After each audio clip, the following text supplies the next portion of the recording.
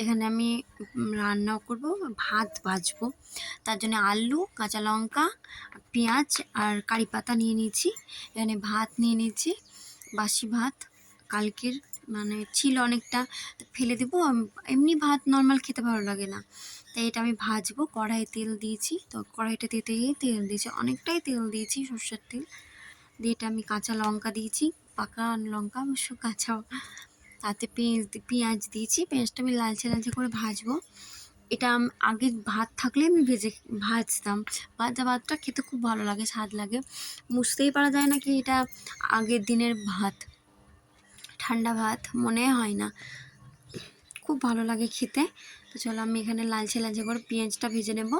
তাতে দেবো কারি পাতা। কারি পাতা দিলে গন্ধটা খুব ভালো লাগে, কারি পাতার গন্ধটা আমার খুব ভালো লাগে। আমাদের বাড়িতে গাছ আছে, আমরা তরকারিতে অনেক কিছুতেই দিই কারি পাতাটা।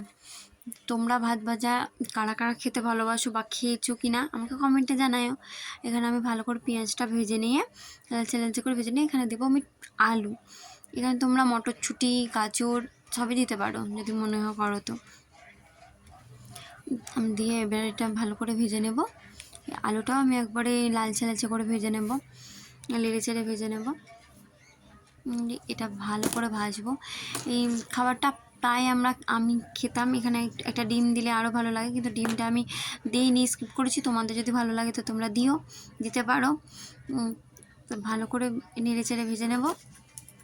ভেজে নিয়ে এখানে আমি দেবো অল্প একটু হলুদ আর নুন।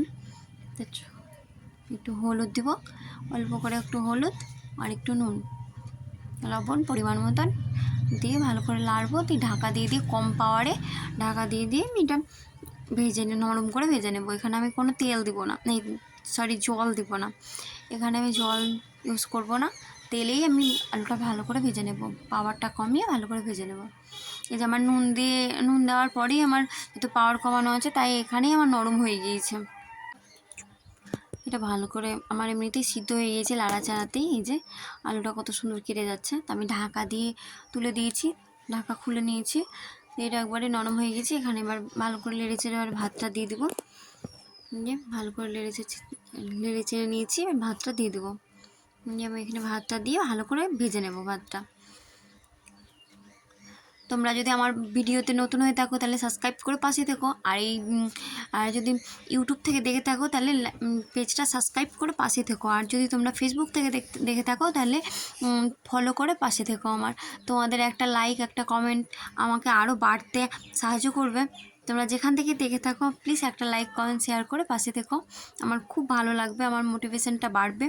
খুব আনন্দ লাগে যদি কেউ লাইক কমেন্ট করে। তো তোমরা কেউ করছো না ভেবে একটু মনটা খারাপ হয়, কিন্তু প্লিজ একটু লাইক কমেন্ট করো। তো চলো আমার এখানে ভাত ভাজাটা হয়ে গিয়েছে, ভালো করে ভেজে নিয়েছি। চলো আজ এই পর্যন্ত, আবার পরে ভিডিও দেখা হবে, বাই।